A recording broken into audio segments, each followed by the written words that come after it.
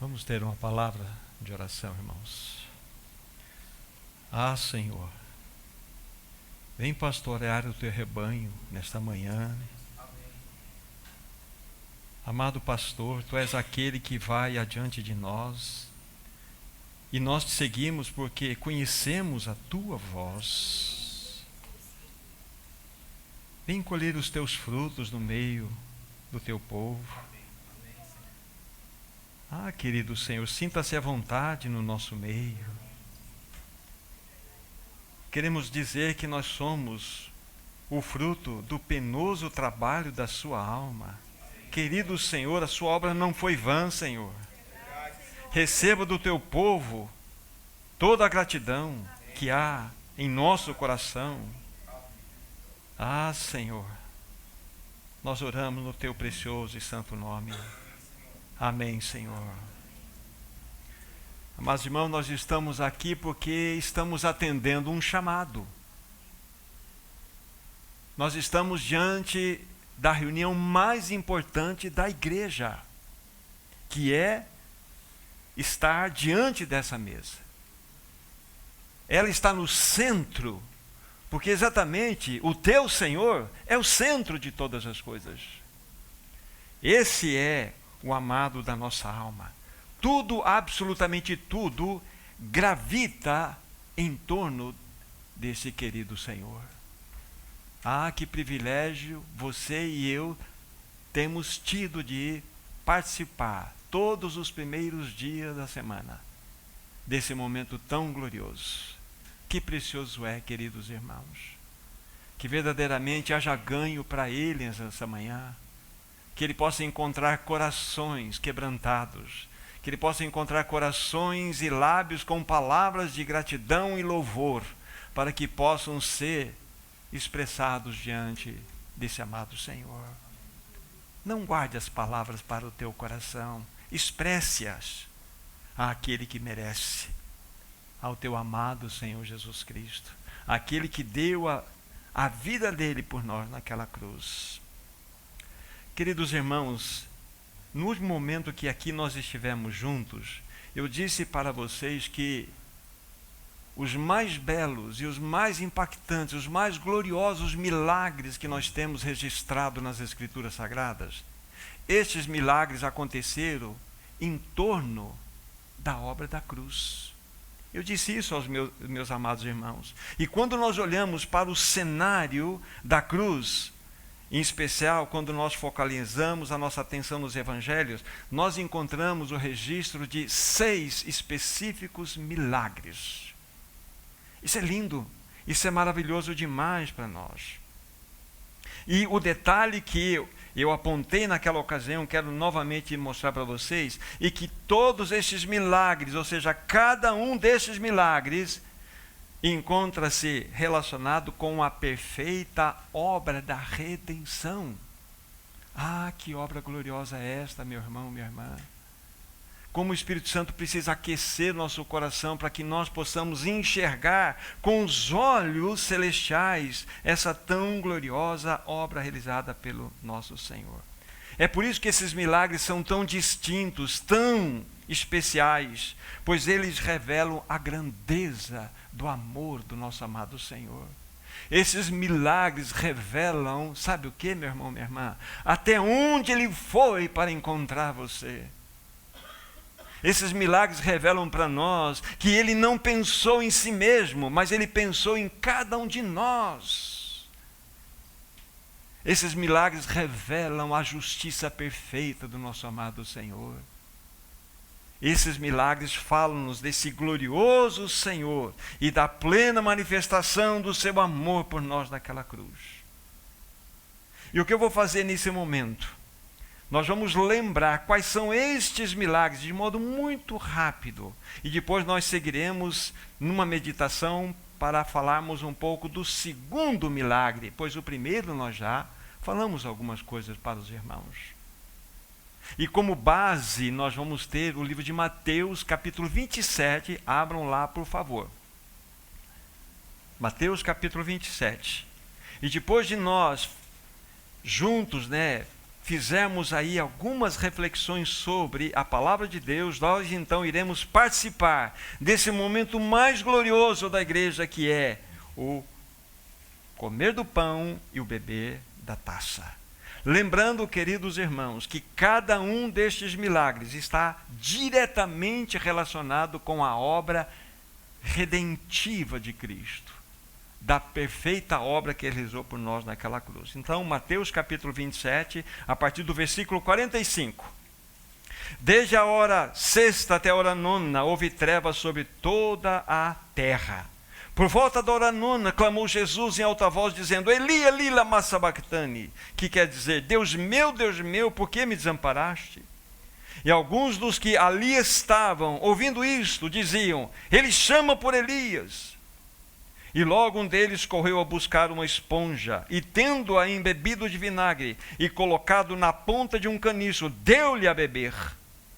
Os outros, porém, diziam: Deixa, vejamos se Elias vem salvá-lo. E Jesus, clamando outra vez em grande voz, entregou o Espírito.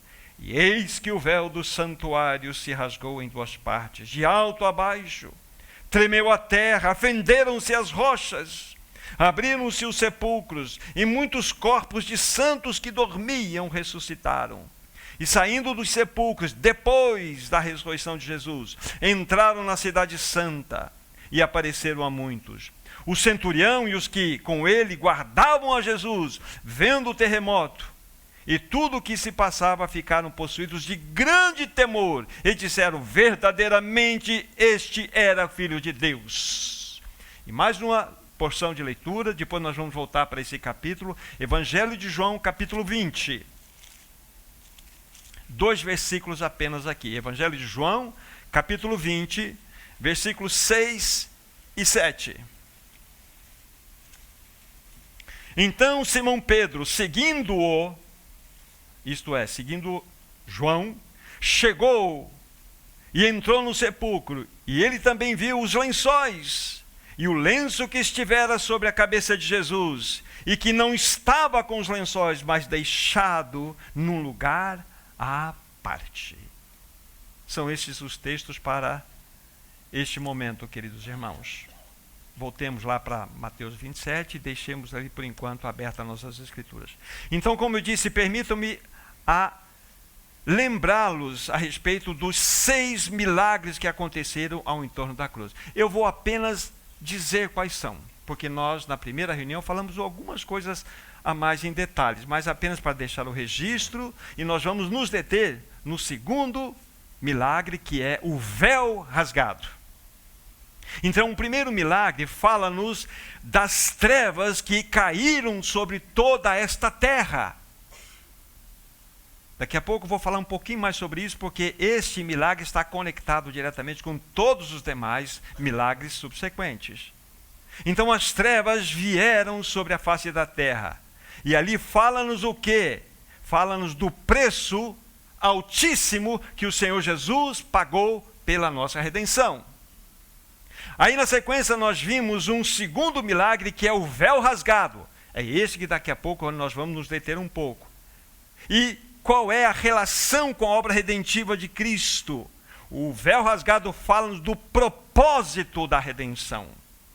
Aí nós temos um terceiro milagre, que na sequência do véu rasgado aconteceu, que foi um grande terremoto. Isso nos fala do poder da redenção. Sequencialmente a este terceiro milagre, nós temos o quarto, que são os sepulcros que foram abertos, porque era impossível que a natureza não reagisse diante de uma gloriosa obra realizada por Cristo naquela cruz. E os sepulcros abertos, o quarto milagre, fala-nos do fruto da redenção. O quinto milagre está relacionado com aquele texto que nós fomos buscar lá em João capítulo 20, versos 6 e 7. Esse quinto milagre do lenço que foi achado por Pedro, colocado à parte dos lençóis, caprichosamente enrolado, fala-nos de uma verdade maravilhosa, fala-nos da prova da redenção. E por fim, o sexto milagre, que está relacionado no Evangelho de Mateus 27, fala-nos da ressurreição. Aqueles que foram ressurretos depois da ressurreição de Cristo e entraram em Jerusalém. E isso nos fala o que em relação à obra redentiva de Cristo? Fala-nos do penhor da redenção. E nós vamos então considerar hoje o segundo milagre. Ele está aí no início do versículo 51 do capítulo 27. E eis que o véu do santuário se rasgou em duas partes, de alto a baixo. E imediatamente o que eu tenho que dizer aos meus irmãos, queridos irmãos e irmãs, se o véu do santuário não fosse rasgado, não haveria esperança para nós. Esta é a realidade. Não haveria esperança para nós. Agora, para que eu possa continuar falando a respeito do propósito da redenção, que foi o véu ser rasgado de alto a baixo, eu preciso me lembrar, como eu falei, do primeiro milagre, porque ele está conectado. Vocês se lembram quando nós falamos, queridos irmãos, a respeito do primeiro milagre, que são as trevas sobre a face da terra. Da hora sexta, ou seja, do meio-dia às 3 da tarde, houve trevas sobre toda a face da terra. Aí nós levantamos a pergunta, por que houve trevas sobre toda a face da terra? Sabe por quê, meu irmão Anderson? Porque os teus pecados, os meus pecados, a minha sujeira, a sujeira, o pecado de todos, de toda essa humanidade, tinha sido colocado sobre Jesus Cristo, como um manto sujo. Por isso que houve trevas. E Deus não permitiria que nem a natureza contemplasse o seu filho pendurado no madeiro. Então o sol fechou os seus olhos. Esse é um primeiro cenário. Segundo cenário, por causa, meu irmão Francisco, dos seus pecados estarem sobre ele, sobre Jesus. Sabe o que Deus o Pai fez? Ele derramou toda a taça da sua ira sobre o seu filho para jogar o seu pecado e o meu pecado. Vocês entendem o milagre das trevas? Mas Marquinho, sabe o que aconteceu? Por causa disto, ele fez aquele clamor do órfão: Deus meu, por que me desamparaste? O único lugar na Bíblia que nós temos esta relação entre Jesus e o seu Pai, onde ele o chama de Deus, porque todos os outros momentos ele chamava meu papai, mas por causa dos meus pecados, por causa da ira dele ser derramada, de Deus o Pai sobre ele, ele foi abandonado pelo Pai. Vocês entendem o milagre das trevas? Mas isso tem um resultado, Clarice, tem um resultado. O resultado é maravilhoso, sabe por quê? Ele enfrentou as trevas para que você fosse levada para a luz. Para a luz. Sabe, Daniel? Ele sorveu toda a taça da ira de Deus sobre ele, para que você pudesse participar dessa taça nessa manhã. Não é incrível isso, irmãos? Marli, sabe por que ele foi abandonado pelo Pai? Para que você tivesse uma filiação celestial. Você pudesse chamar meu papai. Você entende o que Jesus fez por você? Não é maravilhoso esse Jesus, Fernando? Que Senhor é esse que nós temos? E nós temos que passar por esse momento para entender o que aconteceu. Então, no versículo 51, que o véu foi rasgado. E como eu já disse, de imediato eu falo, se esse véu não fosse rasgado, não haveria esperança para nós. O véu do santuário não era um portal de acesso, era uma barreira impeditiva para que o homem não chegasse a Deus. Nós jamais poderíamos chegar a Deus se esse véu não fosse rasgado. E eu preciso falar um pouquinho, ou trazer uns breves detalhes para vocês a respeito desse véu do santuário. Fala-nos de Jesus Cristo. Se você estudar, lá no Êxodo vocês encontram isso. Se vocês estudarem a palavra, vocês vão perceber algo maravilhoso. Que este véu do santuário era composto de 4 materiais distintos. O primeiro material era fio de linho retorcido. Isso fala da pureza imaculada de Jesus Cristo. O segundo material que era feito ali, o véu do santuário, era de estofo azul. Era um tecido azul, falando da sua origem celestial. O quarto material era a púrpura, e a púrpura era um tecido usado pelos reis, pela realeza. Isso significa que ele é rei. Mas o quarto e último material, falam do carmesim, que é a cor do sangue. Ele veio como servo sofredor para derramar o seu sangue.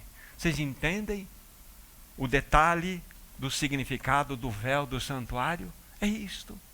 Esses 4 materiais, tem algumas outras observações que não precisam ser ditas agora, mas fala-nos com clareza de Jesus Cristo, aponta-nos para Ele. Mas há um outro detalhe que eu quero acrescentar a vocês. Quando a gente fala véu, a gente pensa num tecido que vai esvoaçar conforme o vento bate. Não este, porque esse véu tinha 18 metros de altura, 9 de largura e 1 palmo de espessura. Precisaria a força de mais de 200 homens para rasgar esse véu. Ou seja, era impossível acessar o Santíssimo Lugar. Essa é a ideia. Porque havia uma barreira, não um portal ali. Entendem isso? Dito um pouco a respeito desses detalhes, me permitam então falar agora do significado, não do véu, mas do véu rasgado agora para vocês. Agora, se vocês quiserem me acompanhar, pode, senão vocês podem ficar me ouvindo. Eu vou para o livro de Hebreus, capítulo 10. Mas vocês podem também só prestar atenção. A partir do versículo 19, Hebreus 10 e 21, nós temos a chave da interpretação, nós temos a porta da compreensão do significado do véu rasgado. Tendo, pois, irmãos, a intrepidez para entrar no santo dos santos, pelo sangue de Jesus, preste bem atenção agora, pelo novo e vivo caminho que Ele nos consagrou, pelo véu, isto é, pela sua carne. E tendo um grande sacerdote sobre a casa de Deus, aí ele vai continuar dizendo, aproximemo-nos com sincero coração e etc. Mas aqui está o ponto que eu quero chamar a atenção dos meus irmãos. O véu rasgado fala-nos que a humanidade de Cristo foi rasgada, foi traspassada por causa do meu pecado, que eu não poderia acessar a presença do Pai se Ele não fosse rasgado, se Ele não fosse esmagado. O imaculado Senhor Jesus Cristo lutou por nós, contra o pecado. E, amados irmãos, Ele venceu. Ele venceu. Aí você pergunta, como Ele venceu? Ele venceu através da sua morte. É só virar os olhos, capítulo 9, final do versículo 26, você tem essa resposta. A parte B, ao se cumprirem os tempos, se manifestou uma vez por todas para aniquilar pelo sacrifício de si mesmo o pecado. Então, como Ele deu fim ao pecado? Pelo sacrifício dele mesmo, pela sua morte. Queridos irmãos, a questão do pecado foi definitivamente resolvida, aleluia. O verdadeiro sumo sacerdote já entrou no Santíssimo Lugar com o seu próprio sangue. Volta uma página, se você estiver me acompanhando, no capítulo 9. Veja o versículo 12. Está falando de quando o Senhor Jesus entrou no Santíssimo Lugar, não por meio de sangue de bodes ou de bezerro, mas pelo seu próprio sangue. Entrou no Santo dos Santos, uma vez por todas, tendo obtido eterna redenção. Então o nosso verdadeiro sumo sacerdote já entrou no Santíssimo Lugar com o seu próprio sangue. Queridos irmãos, agora há um novo e vivo caminho até a presença do Senhor, pois o seu corpo já foi rasgado, ele já foi traspassado. Que Senhor é esse que nós temos? Que Senhor glorioso, Nancy, Tony, Keila, que Senhor é esse que nós temos? E esse véu só poderia ser rasgado pela morte de Cristo. Por isso que Ele veio a esse mundo para morrer. Essa mesa fala-nos exatamente, dizendo, está gritando para nós, o véu foi rasgado, o véu foi rasgado. Fala-nos do propósito da redenção. Guarde bem, o primeiro propósito da redenção, não há mais separação. Não há mais separação entre a Vera e Deus. Não há mais separação. Irene, não tem mais separação, o véu foi rasgado.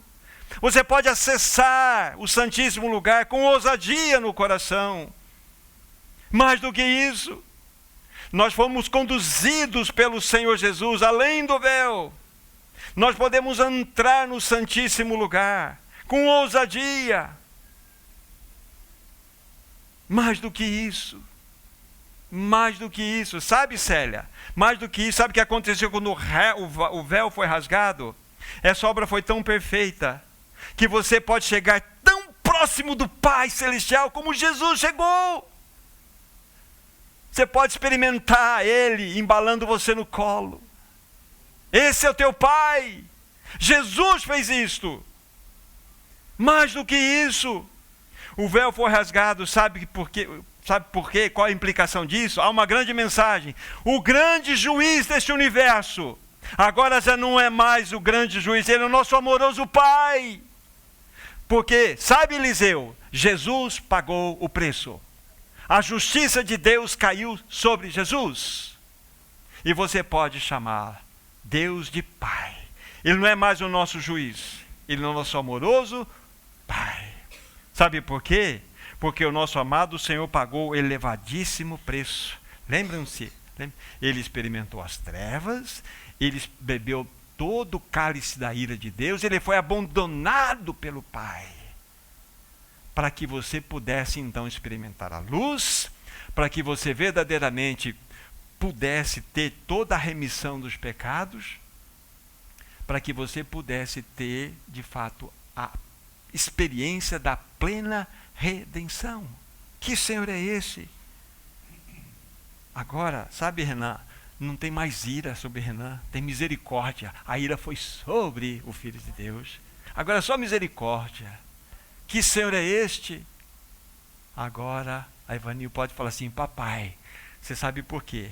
Porque houve alguém que enfrentou as trevas, houve alguém que tomou toda a taça da ira, e houve alguém que foi abandonado pelo próprio Pai. Hoje nós podemos chamá-lo papai. Que Senhor é esse? Vini, Ana, que Senhor é esse que nós temos?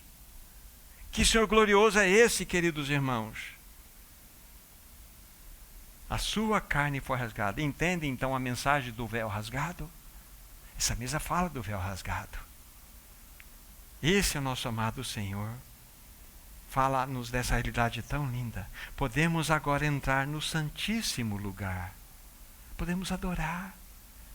Que Senhor maravilhoso nós temos, queridos irmãos. Não é lindo esse Senhor? Ele é lindo. Ele é maravilhoso. Então lembre-se, em cada uma dessas realidades que foram aqui apresentadas, cada uma delas precisa tocar no nosso coração. Não há mais separação entre nenhum de nós e Deus. Que Senhor é este? Então, ao comer do pão, ao beber da taça, lembre-se, o véu foi rasgado. Você já pode chegar plenamente à presença do seu Pai. Porque houve alguém que pagou o preço, chama-se Jesus Cristo. Jesus Cristo. A Ele toda a glória, toda a honra, todo louvor, toda a majestade, toda a coroação, toda a excessitude, tudo para Ele. Porque nós estamos reunidos por causa dEle. Com certeza você tem no teu coração palavras de adoração. Bendito o Senhor, realmente, ainda que nós possamos ter algumas palavras de adoração em nossos lábios e coração, nunca será suficiente. Não conseguiremos traduzir aquilo que o Senhor fez por nós. Que amor é esse? Que amor eterno é esse, Senhor? Ah, amado Senhor, mas nós queremos repetir novamente: a tua obra naquela cruz não foi vã, Senhor.